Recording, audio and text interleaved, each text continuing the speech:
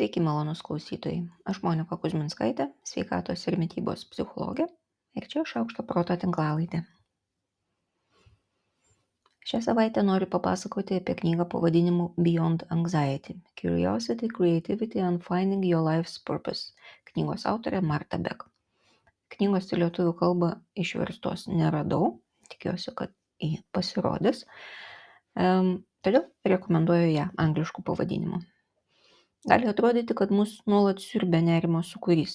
Aišku, kad iš jo norisi ištrūkti, bet čia svarbu, ar žinome, ką daryti ištrūkus. Gana dažnai nerimo įveikos strategijos nesuveikia, nes neturime ko įsikibti ar į ką atsiremti. O kas tai galėtų būti? Šioje knygoje autorė siūlo tam naudoti kūrybinę veiklą. Kaip jūs vertinate tokią idėją? Gal esate išbandę, gal jau žinot, kad tai iš tiesų veikia? O jei norite apie tai pagalvoti ilgiau, tai paskaitykit knygą. Knyga vadinasi Beyond Anxiety, Curiosity, Creativity and Finding Your Life's Purpose. Knygos autorė Marta Beck. Maisto ir sociologijos bei antropologijos sankirtoje atidžiau žvelgiame į maisto kultūros reiškinį. Kodėl gyvendami beveik neribotų pasirinkimų pasaulyje vis tiek persivalgome arba valgome nesveiką maistą, net jei žinome, kad tai nesveika. Kaip maistas yra naudojamas kaip ženklai ir simboliai. Kuo skiriasi būtinybės ir prabangos skoniai. Kaip griežtos valgymo taisyklės, tokios kaip žydų, naudojamos savikontrolės, išskirtinumo ir priklausymo jausmo lavinimui. Kaip pramoninė maisto gamyba paverčia mus kosmopolitais, valgančiais pasaulinį maistą.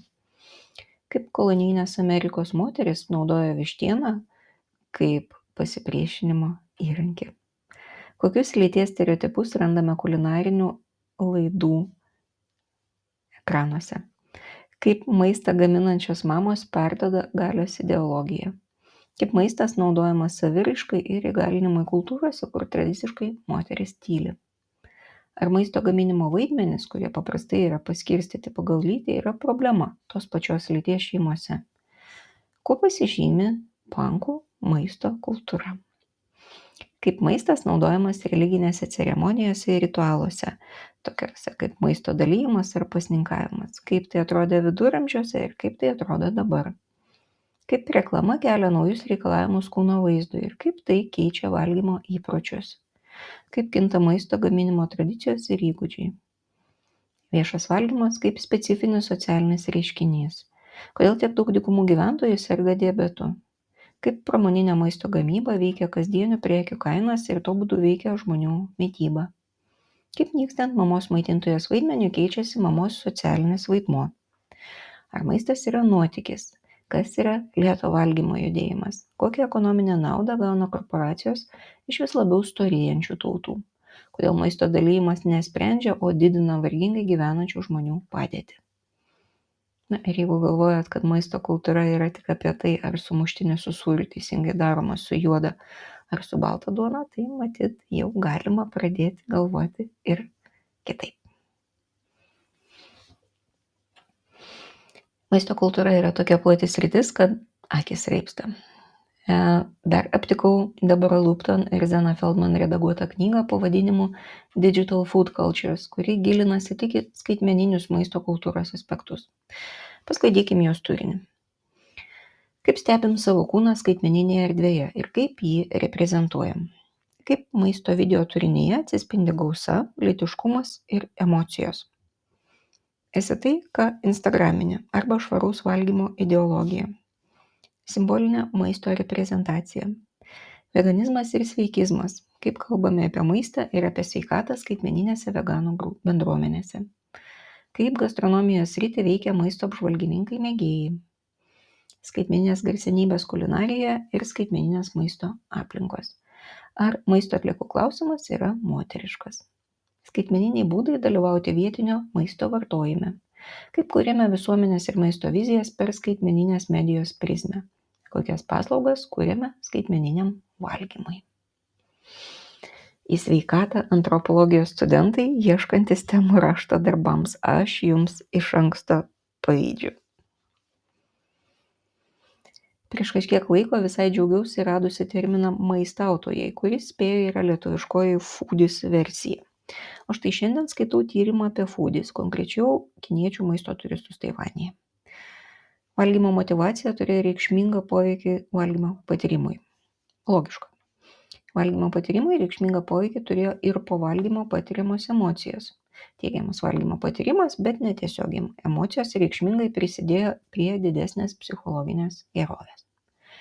Valgymo patyrimą formuoja sąlytis su kultūra, dėmesį patraukiantys objektai, žmonių gebėjimai, sensorinis patrauklumas, toks kaip kvapas, skonis, spalva ir faktūra, taip pat poreikis spręsti turimus sveikatos klausimus. Valgymo metu emocijas dažniausiai veikia patiriamas komforto jausmas, susierzinimas, susijaudinimas ir sentimentalumas. Ir kuo stipresnės buvo emocijos, tuo ryškesnis buvo valgymo patyrimas. Gerovės jausmą reikšmingai veikia subjektyvus apsimokėjimo jausmas, tai yra ar maisto kaina atitinka jo vertę. Tai aptarnavimo kokybė, estetika ir taip pat patiriamas siekis ištrūkti. Čia angliškai naudojamas terminas escapism. Čia jau vardinam labai konkrečius dalykus, kuriuos galima valdyti ir taip kurti ilgalaikį maisto vertinimą ir motyvaciją sugrįžti. Nesakau, kad tai kažkokia naujiena bet kuriai maitinimo įstaigai, bet gal ne visada tai yra įvardyjama taip konkrečiai. O gal tai bus pagalba ne tik restoranams, bet ir, pavyzdžiui, mažų vaikų tėvams. Kitas tyrimas, kuriame tyriama, kaip susiję valgymo elgesys, genetiniai veiksniai ir smegenų brendimo procesai. Šiame tyrime pateikiami longitudinio tyrimo duomenys, vadinasi, tie patys paauglių amžiaus dalyviai buvo pakartotinai tyriami ilgą laiką. Valgymo sutrikimų simptomai buvo susiję su kūno masės indeksu ir su genetiškai paveldimu polinkiu į kūno fenotipą, tame tarpe ir į kūno masę. Vadinasi, yra 3 tarpusavėje susiję veiksniai. Nesveikai valgantis, čia buvo išskirtos 2 grupės, vieni buvo ribojantis maistą, o kiti buvo persivalgantis ar emociniai valgytojai.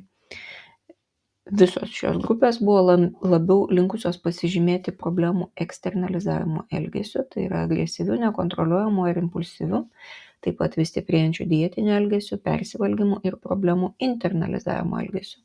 Tai reiškia užsidarimu, baikštumu, nerimastingumu, slopinimu, įtampos perkelimu į fiziologinius simptomus arba somatizacija, liūdnumu ir beviltiškumu. Tokiam amžiui būdinga smegenų raida, specifiškai kaktinėje skiltyje ir smegenėlėse, buvo sulėtėjusi abiejose nesveiko valgymo grupėse.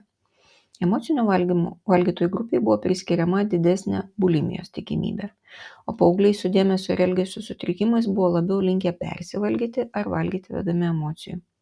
Kadangi smegenėlės yra atsakingos ir už valgymo bei apetito reguliavimą, tai sutrikusi smegenėlių branda gali būti viena iš nekontroliuojamų valgymo priežasčių. Ir greičiausiai čia yra abipusis ryšys. Prasta mityba veikia smegenų raidą, sutrikusios smegenys toliau stiprina nesveiką valgymo elgesį ir visas šitas ratas sukasi be pabaigos. Smegenėlių raida lėtėjo ir bendraamžių nemėgstamų paauglių tarpe. Kaktinės skilties sutrikimai prisideda prie impulsyvumo ir prastos savikontrolės, o genetiniai veiksniai šios mechanizmus sustiprina, nors tyrėjai pažymi, jog aplinkos veiksnių poveikis yra stipresnis. Tai nebūtinai viskas prasideda vien tik tai nuo sutrikusio valgymo. Sutrikęs valgymas gali būti ir kitų išorinių priežasčių pasekmė.